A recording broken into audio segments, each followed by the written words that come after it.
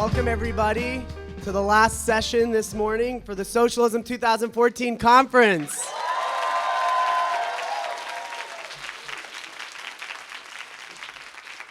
So this morning's session is the fight for transgender liberation, a conversation with CeCe McDonald.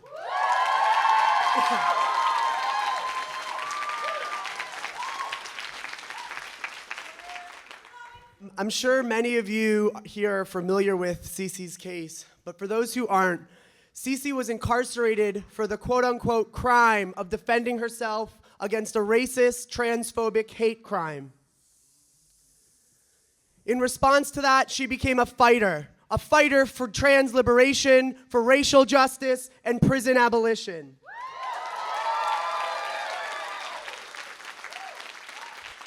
As horrific as CeCe's story is, which we'll talk about in just a few minutes, the sad reality is that it's not uncommon at all. Rather, it is the norm for trans people in this country every single day. Trans people make up 56%. Trans women make up 56% of hate crime murders against the LGBT community. 76% of those murdered are black trans women. Rather than the criminal justice system protecting and serving those most oppressed and vulnerable in our society, they regularly target, harass, brutalize, and incarcerate the most oppressed. 18% of black trans women have been incarcerated at one point in time in their life. And in the greatest democracy in the world, trans people still remain second-class citizens under the law, with discrimination codified. What does make CeCe's story unique, however, is the fact that we know about it. And we know about it because she fought back.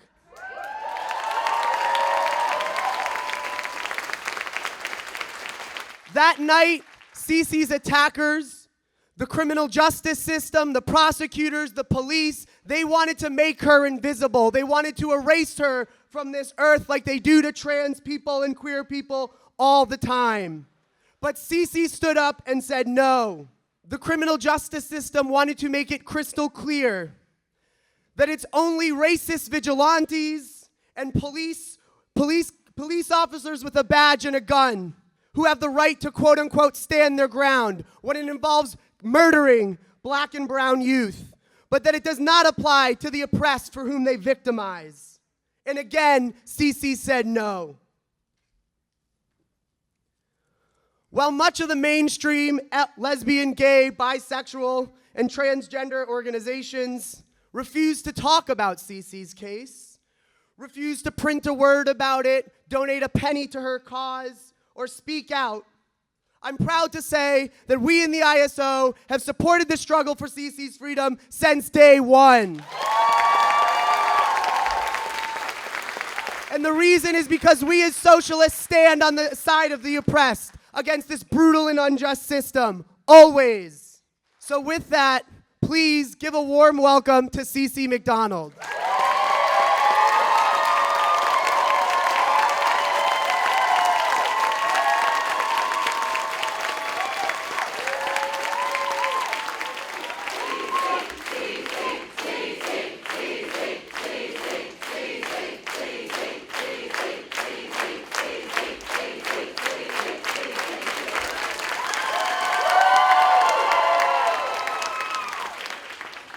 That's how we socialists roll.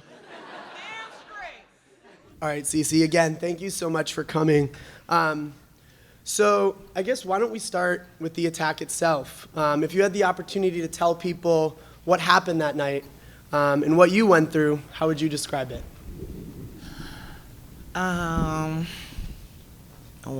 of course, it wasn't anything fun. That night, me and my boyfriend and my cousin and some friends, we decided to walk to a store. A big part of this story that a lot of people don't know about is that literally a couple of minutes prior to the incident, me and my friends got stopped by the police. And, of a complaint of noise, which was crazy because it's like it's Friday and the bars are letting out. I'm pretty sure there's noise everywhere, but it's just very convenient that you had to stop the only black group, that's walking to the store at 12 a.m. because of your suspicion of, foul play or. So it was, that aspect of the story, now that people know, kind of makes the whole situation even more complex. Because where were you just a couple of minutes later when these group of white people was busting my head open? You know what I'm saying? Like, how is it, convenient for them to, only target that group, which is, common. And like you were saying, it's the norm now, and it's that doesn't make it okay, but I just wanted to point that out, including the rest of the story, which we walked to the store. Well, going to the store, we came across a group of people. Me and my boyfriend were kind of lagging behind because we wanted to talk about some things, and I just see my friend having going back and forth. Now, when you're in a group and you have that one fierce queen that's just like, hey, just really friendly, want to speak to everybody. And I guess that kind of offended them. Why? Who knows? As I got closer, I just started hearing all type of epithets. You faggots, chicks with dicks, you dress like that because you want to rape men and, trick men, and you African babies need to go back to Africa. And it was just really intense having to come into a situation where not only are we being targeted and harassed for being queer and trans, we're being targeted for being African American and being brown. So, I never really dealt with racism on that level, not really upfront in my face. Here it is. And so I was just appalled. I didn't know how to handle the situation. And me, I'm usually turned up. You know what I'm saying? Like, if somebody disrespects me, I feel like it's my place to say, I'm finna call you out on your bullshit. You know what I'm saying? And so, yeah, to have to deal with that, I was just taken aback. I didn't know how to handle that situation, especially coming from a very multicultural family. You know what I'm saying? Like, I'm a hodgepodge of everything, pretty much. And to have to deal with that, it was just really devastating to me. And, of course, I was so far gone, noticing that everybody else around me was getting real turned up. Like my boyfriend, he was not having it. And so as we, get into the confrontation, and I'm standing there and I'm like, these people are a waste of my time. I shouldn't even be standing here. And before I could even turn to walk away, I was attacked. And then that's when the melee happened. And after the fight was over, Dean decided to still pursue me after I was bloodied, disoriented, didn't have, no one helping me, no one at the bar was trying to help me. Actually, the people at the bar was trying to fight us too. So it's kind of like a big, Ku Klux Klan fight war, UFC championship war, whatever. And so I'm like, you know what, let me leave. Because, I feel like, I'm in a place where I'm not okay. I'm not feeling good. I'm not all right with this situation. I'm not feeling comfortable. I'm not feeling safe, which is sad because that was my neighborhood. I literally lived there, blocks away from the store. You know what I'm saying? And to have to deal with the ignorance and hate of others within my own community, it just really even made the situation even more, mind-boggling for me. Not that I could even just walk out my house at 12 a.m., which is usually when I shop because I feel safest at that time. I don't feel like I have to deal with people. I feel like I don't have to, deal with the ignorance and the stares and the cackles. So it's like, that was my grocery shopping time usually. And so to have to deal with that, it really, really, bothered me. But again, so, Dean decided to pursue me after the fight. I didn't even know that he was still coming after me after the fact. You know, people were like, turn around, like, watch out. And I'm like, what? You know, I'm just like trying to hold in my face, literally trying to stop the blood from leaking out my face. And like, you know, having to keep continuing to deal with, you know, this abuse from this person. And so, you know, I turned around and I'm walking backwards and I'm just trying to keep a nice lengthy distance. But he was just like, it was like, you know how somebody wants something so bad? And it was just that look in his eyes that was just pure hate and evil, and like, I didn't know how to take that. So, of course, I did the first thing that I knew. I went in my purse and found the first thing that I can. Look, I'm telling you right now, if you don't want the business, you better back up. You know what I'm saying? And so, you know, he took it upon himself to actually attack me with me showing him that I had a weapon. So therefore, he didn't really care that I had a weapon. You know, he was still calling me bitches and you black bitch. And, you know, like, are you serious? Like right now in this moment, after your girlfriend just smashed a whole glass cup in my face and I'm sitting here bleeding and I'm like, you know, he like lunged at me, grabbed my hair, tried to yank me down, and I did what I had to do.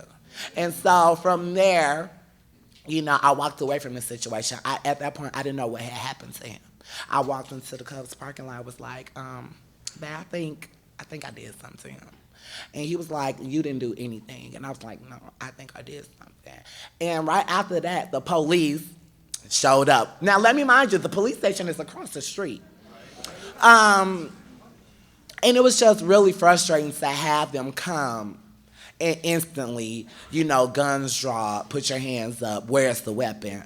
Hey, can I get some help? I know you see, like, the situation here, like, but that wasn't their concern, you know. It was the angry black people against the nice bar patrons. And it's like, how can this situation get any worse? Well, I had to sit in the interrogation room for about 5 hours with no clothes because they had to take everything for evidence. And right after that, after me going through the whole interrogation process, I sat in jail and I had to wait 72 hours for them to tell me if they was gonna charge me or not. Those 72 hours had passed and I thought I was, you know, I'm like, okay, maybe they understood the story. And literally, 73 hours later, they came with the papers and said that I was being charged with second-degree murder. And I kind of, you know, went through all the emotions. And I didn't know who to call. I really didn't want to call anybody because I felt like I've shamed my family. I shamed my friends. I shamed my community. So I didn't know how to handle that. But, you know, once I got in contact with people, you know, they was like, oh, hell nah, we not going for this. So you what? Okay, well, hold on for a second. You know, and, you know, people, a really close friend of mine, Abby's, who has been in my life for a long time since I moved to Minnesota, really kind of brought everyone together. And, you know, I think without her, a lot of what had happened wouldn't have happened. I probably would have been still sitting in prison for a long, long time. During the trial process, you know, I had to deal with bullshit, you know, prosecutors who would not allow the fact that, you know, the statistics of trans women and hate crimes towards trans women, they didn't even want to, you know, legitimize the fact that I was trans. They felt that that wasn't even a part of the reason why I was attacked. Or the fact that I was black and this man had a swastika tattoo on his chest. You know what I'm saying? So it was just like, you know, they did everything that they could. They didn't want to bring up the fact that he had previous domestic abuse cases and assault cases. They didn't want to bring up the fact that, you know, in his blood system, he was, you know, high off of, you know, coke and meth and things like that. But they did want to add the fact that because I wrote a bad check, my bad check, that everything that I said from that point on would have been disloyal. Nothing that I said, if I decided to testify on the stand, it was null and void. So it was like, how are you guys really trying to help me in this process? How's, you know, you're trying to make me out to be the bad person. And everything that this man did from that point up before was like irrelevant. It was like, no, of course, he beat on his girlfriend.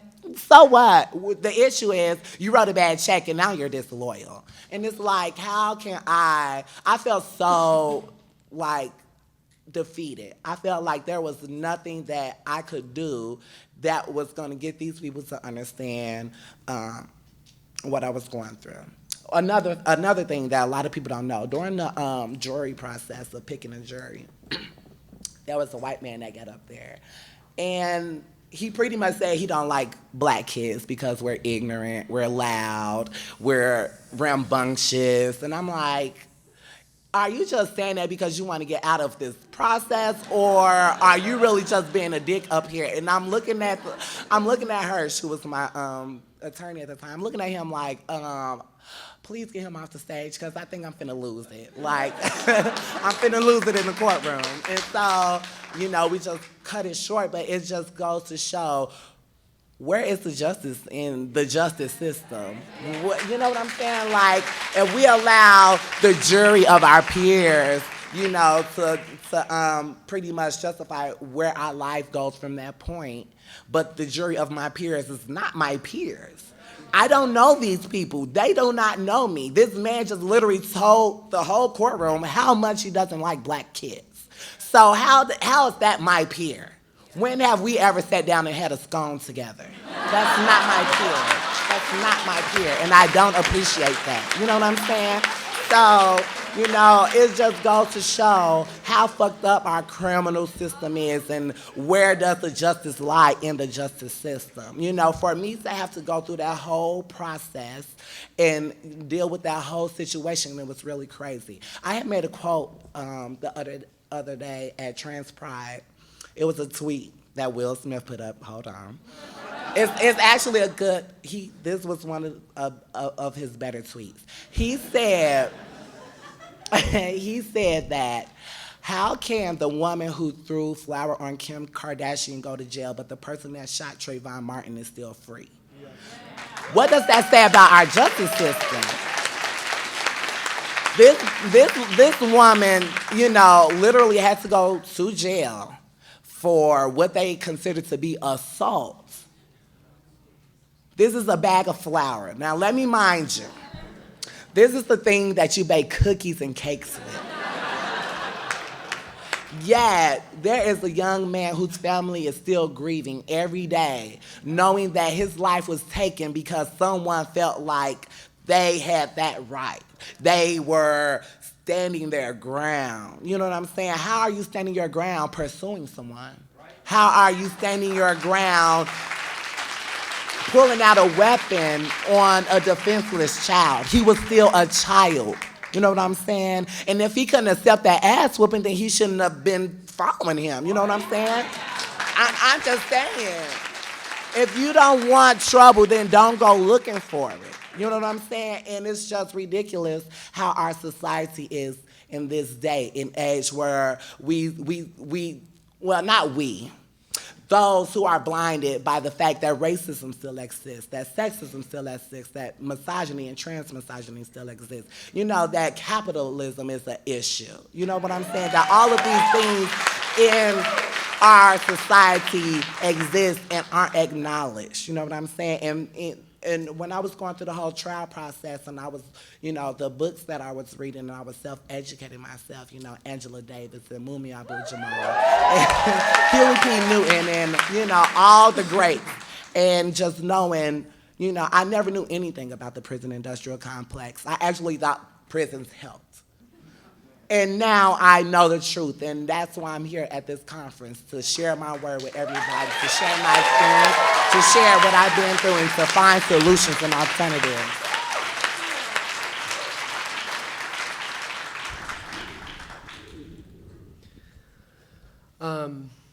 So prison's horrible for everyone, but trans women in particular face very difficult obstacles, from being denied hormones in prison, from refusal by the system to even recognize their preferred gender identity, to astronomically higher rates of solitary confinement and physical and sexual abuse from prison guards and other inmates. CeCe, could you talk more about this with us and discuss what was prison like for you, and what did you have to go through in that experience? Pretty much everything that you named, I've experienced while being incarcerated. They didn't want to give me my hormones. They tried to fabricate it as it being a glitch in the system, or they couldn't find the files and so on and so forth. And I said, oh, you can't find the files? Okay, hold on. Yeah, these bitches up here is playing with my hormones. Can y'all please do something about it the next day? The next day. You know what I'm saying? It's all about action. You know what I'm saying? It's all about the action and being collective and having a community. You know, but I definitely, me going both into jail and prison, they had me in solitary confinement. I spent overall about 9 months in solitary. And of course, again, you know, people wasn't having that. Like, you know, I would call them and they would say, what's wrong? And it's like, well, I can't do much. You know, I only get an hour out, can't talk on the phone. You have to choose what you want to do. You want to take a shower, you want to talk on the phone. It's like you don't have too many options for an hour. You're locked in your room 23 hours a day, and there's nothing for you there. You know what I'm saying? And so people got involved with that as well because, you know, if I felt like I wanted to be around other people, that should be my choice and not the decision of the facility or people who feel like it's for my protection, which was their reasoning for everything with me. It's for your protection. And it's like, what the fuck was you about, you know, 30 minutes ago? Or, you know, like I didn't make it to be 26 by not being protected. I know how to protect myself. I live this life. I'm about that life. And don't come in here and tell me it's for my protection. You can shove it. You can really shove that shit. Because it's like, you know, to talk about my protection, you would have to actually leave this facility,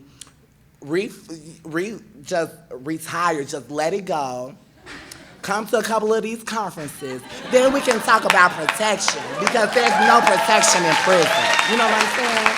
And it's like, you know, it angered me a lot to have people constantly tell me, it's for your protection. We're only doing this to protect you. You know, like, no, it's not. That's not how it works, you know. So dealing with those situations in prison were, you know, fucked up. And, you know, to say, I just want to say this also, like, I know, you know, people want to kind of sensationalize on the fact that I was a trans woman in a men's prison.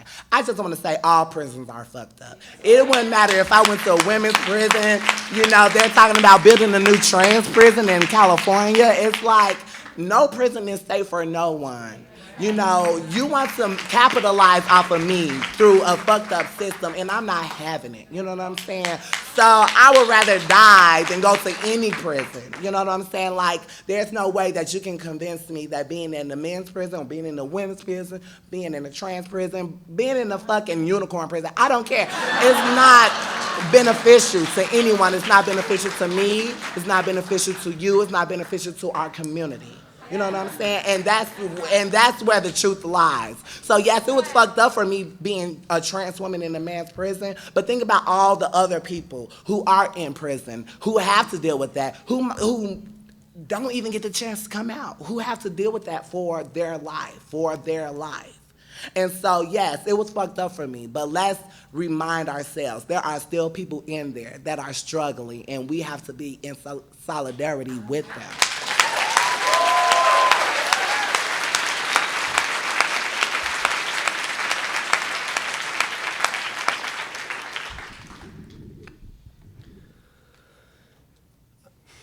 Now, most mainstream, larger LGBT groups didn't get involved in your case. Groups like the Human Rights Campaign.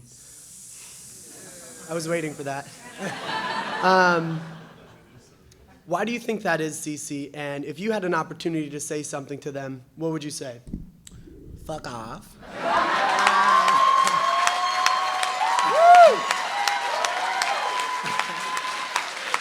And I say that because I had a really strong support system, the CeCe Support Committee, all of you who literally donated and spent time writing letters, and like, I can give a fuck less about the Human Rights Campaign, because guess what? I still overcame my obstacle, with or without them. You know what I'm saying?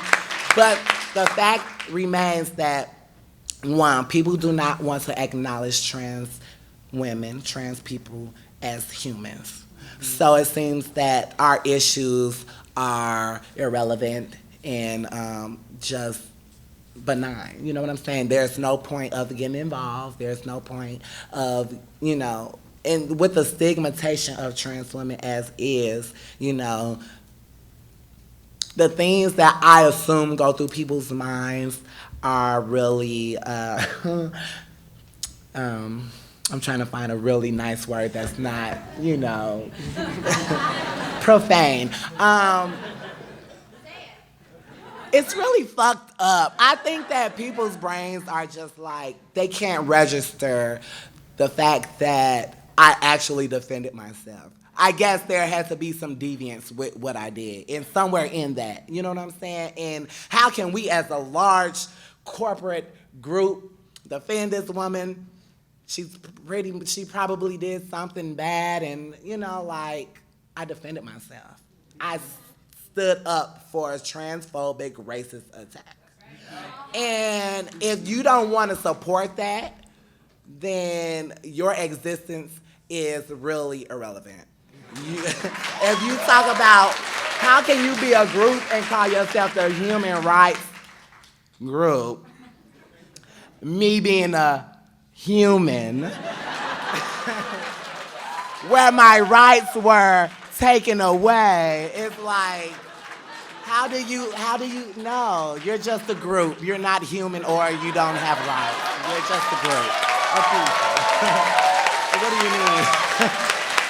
I mean, seriously, how can you, and that's the thing, especially with large organizations, I know a lot of organizations were really apprehensive with getting involved with my case, only on the strength that it was so complex, you know what I'm saying?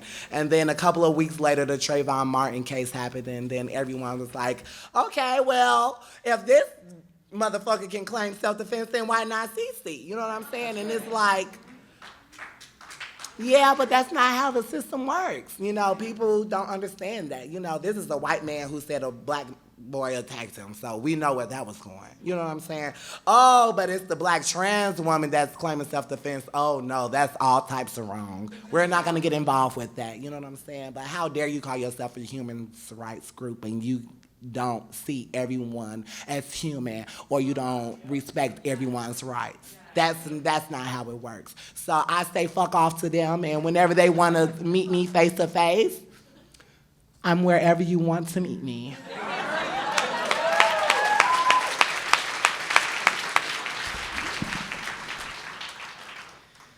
If you wanted people to take away some lessons from your struggle and your decision to fight for justice, what would that be?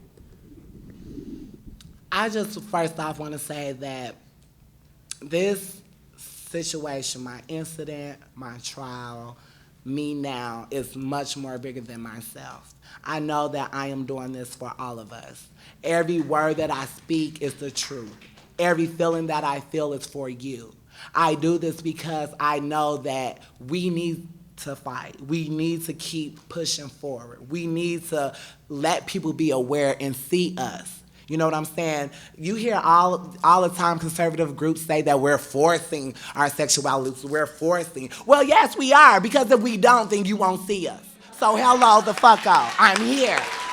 Respect me. Understand that. You know what I'm saying? You can't just say, I was a person that has been timid most of my life.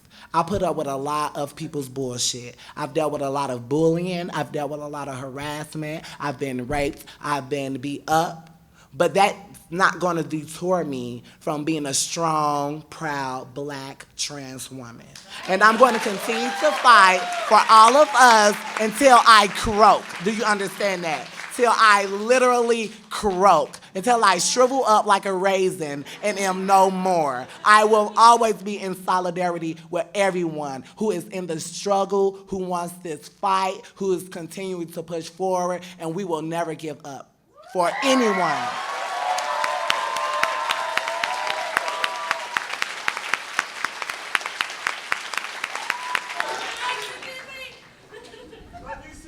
I love you too. All right. So we're going to open it up to take just a few questions, and then CeCe can, in comments, then CeCe can come back, and then I have a few more questions for her, and we'll see how we do with time. There have definitely been times where I felt that everything that had happened to me was my fault. It was my fault that I got raped. It was my fault that I just got harassed. How dare I have the audacity to walk down the street as a trans woman in the broad daylight? I deserve what I got. And I would go home and literally beat myself up for not being correct, not being the person I was supposed to be. And then as time went on, I realized I am the person I'm supposed to be. You know, if I was supposed to be any other way, I would have been that way. But here I am, a black trans woman. So I'm going to accept that, and I'm going to love myself. I'm no longer going to hide in my shadows. I'm not going to, live in fear. I'm going to be open and free. And if anybody has a problem with that, they can shove it.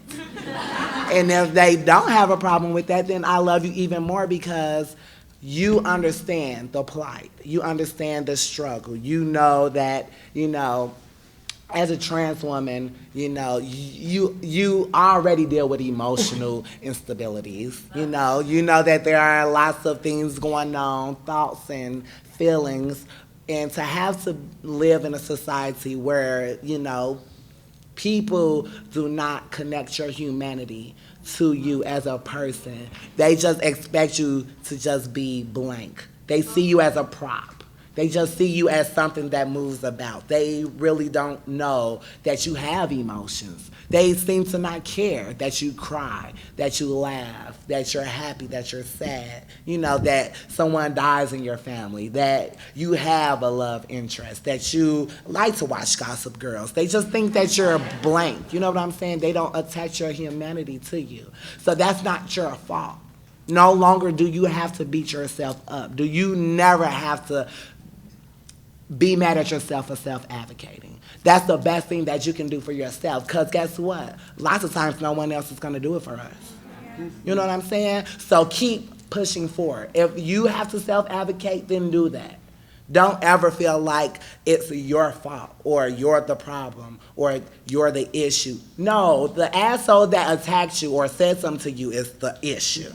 You know what I'm saying? That's not your problem. Within the trans community, especially the African American trans community, there's a lot of shadiness and competition. And I feel like once we let go of the glamour part of being a trans woman and actually get involved with those issues, then we can collectively come together. I know Laverne is, she's more of a business woman. She's an actress, and there are limits to what you can do in those type of situations. And I guess that's why I'm kind of like the militant part of that group. You know what I'm saying? Like, I feel like I say the things that they want to say and can't say, and I have the vulgar mouth, and I say things how they are, and I'm definitely working with lots of groups back home, Tyson and the Transgender Health Coalition, and just trying to figure out how to get people more involved, not just trans women, not just gay and lesbians, but also our straight allies, and having this force that's beyond just,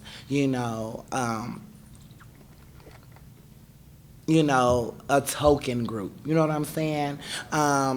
Because that's one thing I don't want to be involved with. It's like people only get involved because it's the only black trans group. You know what I'm saying? Like, no, I want you to get involved because you actually care. You know what I'm saying? Not that you see it's a group of black trans women who's trying to fight. No, I want you to get involved because you want to fight with us. You know what I'm saying? Like, don't just be about the talk. Walk the walk, you know what I'm saying? And so, yeah, it's easy to say, you know, how can we do this? How can we do that? You know what I'm saying? Just do it. If you want it done, then do it. Because I know that I'm like putting my big toe in it, and I'm trying really hard to, you know, stay focused, especially with all the stuff that I'm going through, to, you know, collectively come together with strong trans women and, you know, to find alternatives and solutions to our issues as a collective group. You know what I'm saying? Within the trans community. You know what I'm saying?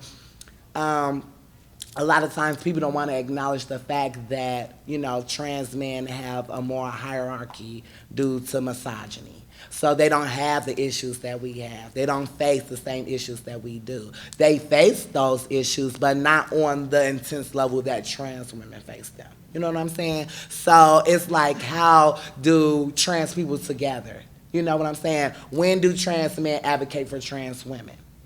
When do straight allies advocate for trans women? When do trans women advocate for immigration? When do trans women advocate for freedom in Palestine? You know what I'm saying? How do we, you know, pink washing? How do we see? It's more than just being, you know, in a trans group and talk about trans issues, because trans issues are all issues. Yes. All issues are trans issues. You know what I'm saying? So we have to look beyond just those things. So that's where I'm at in my mind. I have to go beyond just, you know, I'm a trans woman. Okay, how do I fit in this? Okay. Fuck prison, so I guess I'm a prison abolitionist. I believe in, you know, freedom for all and equal rights, so I guess I'm a human rights advocate. You know, you have to actually put yourself in a place to think about what it is that you care for, what it is that you want to get involved with, who do you want to get involved with you. You know what I'm saying? I feel like it's more than just being trans and having a trans group. I feel like it's being in a collective group with different bodies sort of to like come. Yeah. Yeah. Exactly. And you know, that's where I'm at with that. I have yet to have any combative ideas with any other gay and lesbian groups. I know GLAAD was really supportive and got involved. They actually flew me to a lot of places to actually share my voice. And you know what? That's a good point that you made about Stonewall. And that's why I say every pride is trans pride, because, honey, there would be no pride without Marsha and Sylvia. You know what I'm saying? So every pride is trans pride. You know, people now, mainstream gays and lesbians, fail to, or don't even want to acknowledge that fact that, you know, Stonewall movement was, you know, basically founded off of Sylvia Rivera and Marsha P. Johnson. And to know that that's my history, I feel like I'm continuing to carry their torch in this society where gay and lesbian is still mainstream and trans is like underlooked and not acknowledged.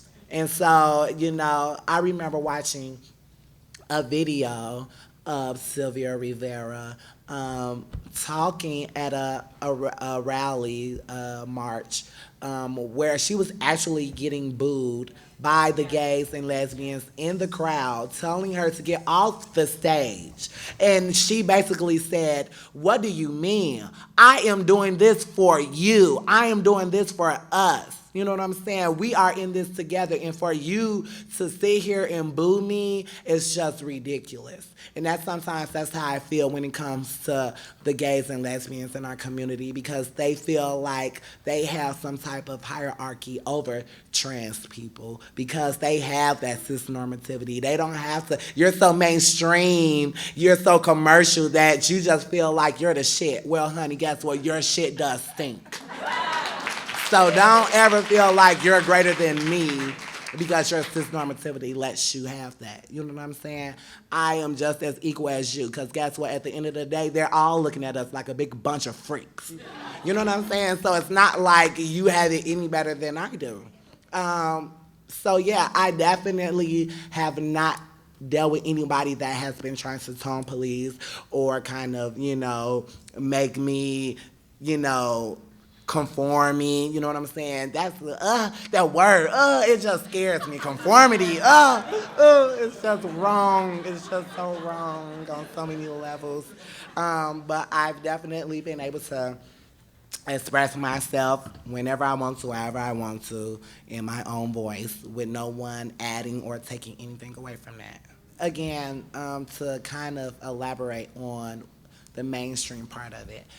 Nowadays, on any TV show, you can see gay couples with children, having families, not living in those stereotypes that a lot of gay and lesbian people were lived up to up until the point where people was like, hey, I'm a masculine gay man, or hi, I'm a femme, lesbian. And it's like, we still do not get that same respect in media. We're still portrayed to be as sex workers. Not saying that I have anything against that. I was one myself. But I'm just saying, like, the same stereotypes that we have. You never can go on TV, and yes, Laverne is playing a good role, but what is she still playing? A stereotype of a black trans woman in a prison.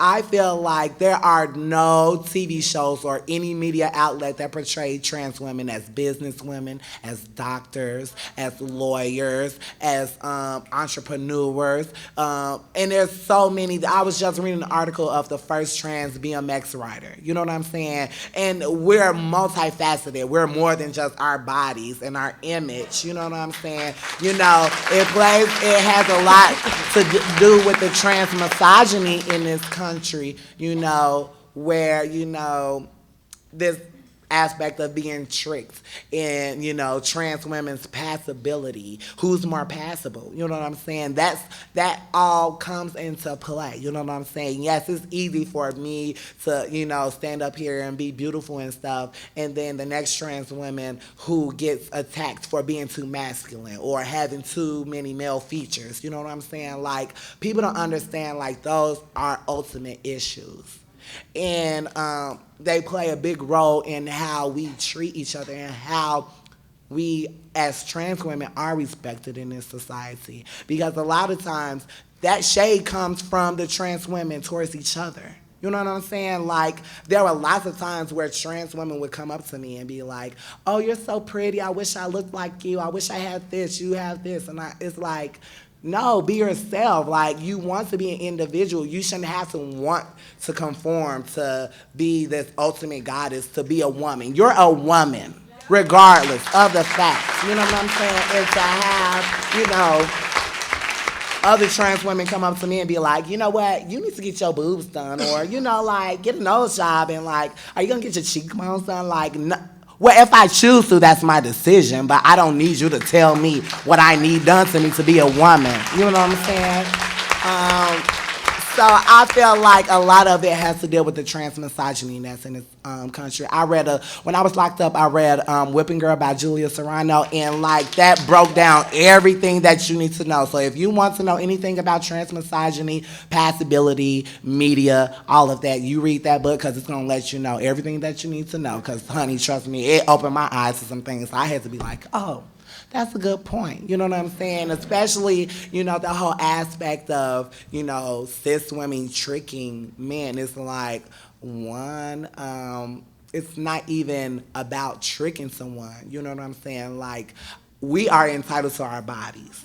So we shouldn't have to go around and be like, hi, I'm trans. Like, that's not my name. My name is CeCe. If you get to know me on a level, then you will know who I am as a person. I'm not tricking anyone. How am I tricking you? I'm living my life. I think you're tricking me by just being fake and, like, acting like you have it all and you don't. And, look at this society, how it is. Everyone is being tricked. So if I'm tricking someone, then hell, I'm being tricked too. I'm just saying. To speak on the sexism within organizations, I just want to say, as a feminist, I feel like a lot of times we as women tend to beat each other up a lot. We try to hold each other to certain standards where, we try to police each other. We try to police each other's bodies. We try to police the way that we talk. We try to police the way that we interact in society. Lots of times, a woman is judged lots of times by other women by what she has on. If your shorts are too short, then you're a hoe. If you talk too much, then you're crazy. If you're outspoken, you're a bitch. It's like, well, damn, where how can I win? It's like, don't hold me to the standards that were built off of patriarchy and hierarchy. I'm a woman. I am fierce. I am an activist. It don't matter if I had on a damn fruit roll-up thong and and some 12-inch high boots. I'm still going to be an activist. I'm still going to be a woman. I'm still everything that you thought I was, with or without that. You know what I'm saying?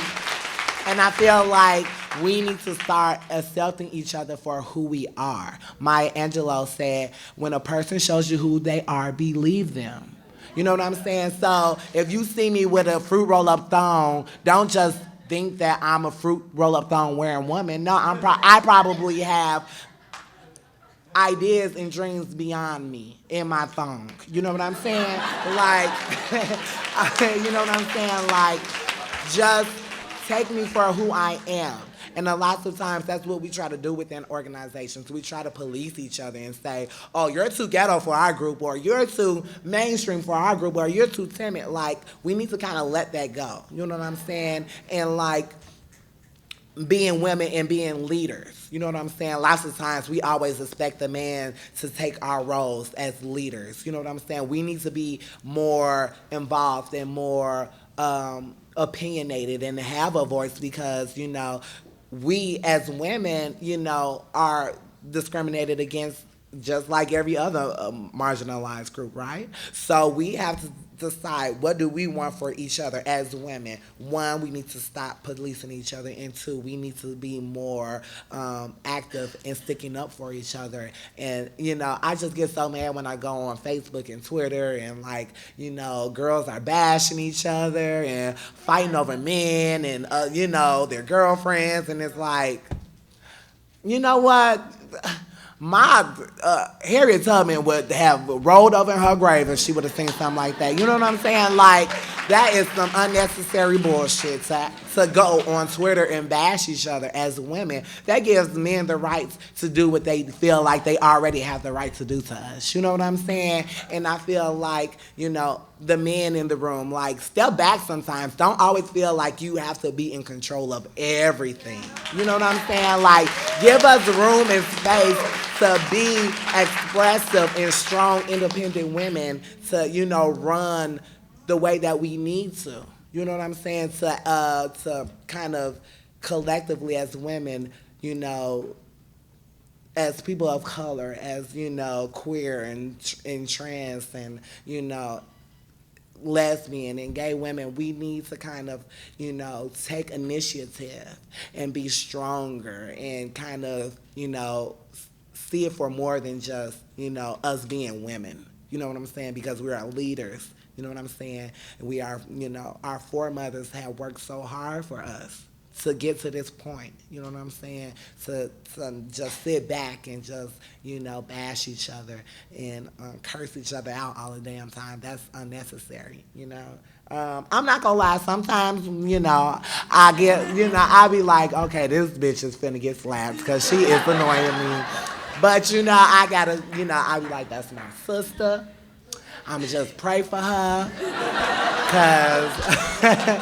cause she just, but we definitely have to be stronger. We have to, understand our past to know our future, to know the history of women's rights, to know the history of, women's rights in voting, and the attack on women today, and politics and policing our bodies. You know what I'm saying? they do it enough for us. We don't need it to do it to each other. You know what I'm saying? And I just want to say, when the hell does a man know what's right for a woman's vagina? Exactly. So it's like, that's what I'm saying. Like, we need to be more influential towards each other and more opinionated and be more involved. Because as long as we sit back and continue to let people police our bodies, to tell us what's right for our bodies, to tell us which type of health care we can and can't get for our bodies, then, they are winning. They see that, the competition amongst women isn't for, beneficial gain. It's for who's going to get, this man or this girl. And, that's unnecessary. We need to be more, educated on our history and figuring out how that plays into our lives in this day right here and right now. Yeah, exactly. There are incidents that's still going on. I don't know if you guys know the case of Jane Doe. She's a young trans woman who's locked up basically for no reason. And people don't know how to advocate around that. I can't initially tell you how people came together. Abby. And she kind of initiated everything. Like, I called her, and from there it's just like, okay, I'm this person, I'm so-and-so, I'm a part of your committee now, what do you need from me? And it's like, a cigarette? It's like, it was just, all these different collective people. Again, that's why I say it's more than just trying to assimilate with what you know. It's easy to go with what you know, but it's even easier to go with what you don't know. You know what I'm saying? And that might sound confusing, but let me explain. When the Support CeCe committee came together, nobody in that group knew each other. Everybody came from a different, movement. There were people from prison abolition. There were Free Palestine people. There were, queer liberators and people who worked with Tyson, the Trans Youth Support Network, and it was just different collective people who came together who saw that this issue had affected them all in some way or the other. And that's what I say when I say our communities, all our marginalized groups need to kind of let go of those barriers that kind of separate us from wanting to get involved. If you're an African American person and you want to get involved with the freedom in Palestine, then do it. If you're a queer person and you want to get involved with the issues with immigration, then do it. You know what I'm saying? There shouldn't be anything that's going to hold you back from getting involved with something that you're passionate about, that you feel is an injustice and that you want to do something about it. You know what I'm saying? And I think that's how everyone came together within that collective group, was because they seen an injustice overall. And it didn't have anything to do with me, being, one person being trans who, assimilated with me. There were people who were cis and straight that got involved. You know what I'm saying? So it's like, where does your allyship lay? You know what I'm saying? Where do you feel like your advocacy begins and ends? You know what I'm saying? Because once you think about that, then it kind of lets you know who you are as an individual. I had to think about stuff like that, like, I would never get involved with this group because they only do these things and they only care about those issues. But at the end of the day, I had to realize that those issues affected me one way or the other.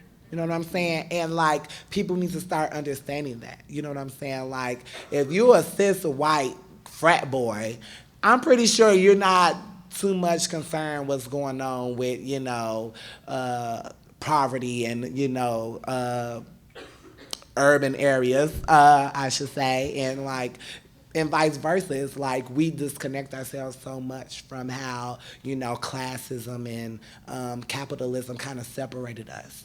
And I feel like once we kind of let go of that barrier and bring ourselves closer collectively, then we can figure out how we tackle the the big issues and figure out what the main picture is, the big picture. You know what I'm saying? And I feel like that's what people did when it came to my case.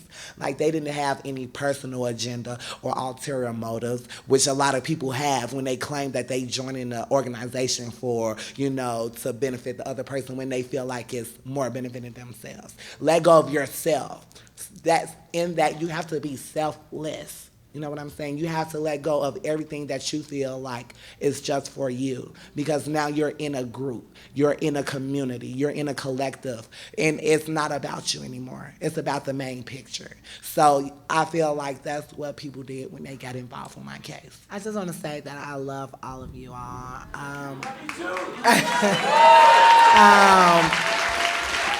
There was a lot of my life that was really dark and ominous, and I felt like I was gonna be a jaded bitch for the rest of my life.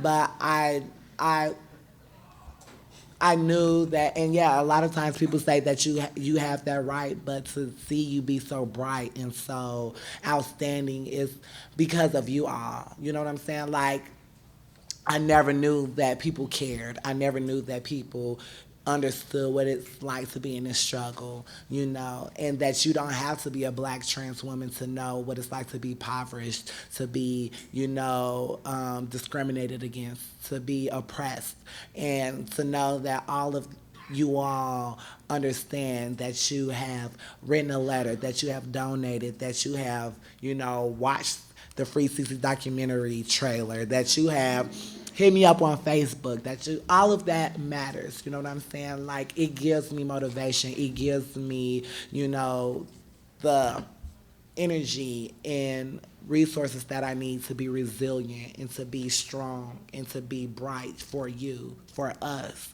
And like, I never knew that, I will be, this person that everybody knows, because I remember a time when no one knew me. And like, to have this voice, I'm going to utilize it to its best ability. I promise that I will do everything in my power to make sure that, we get what we need. I will fight so hard for us, and I won't ever stop fighting so hard for us that it's ridiculous. I mean, I love you guys so much. You just don't understand. I was just saying last night, like, this is like the biggest, bestest, queerest family reunion ever. And I'm so glad that I came. I really love it, and I want to thank everybody. I love you guys. Thank you so much.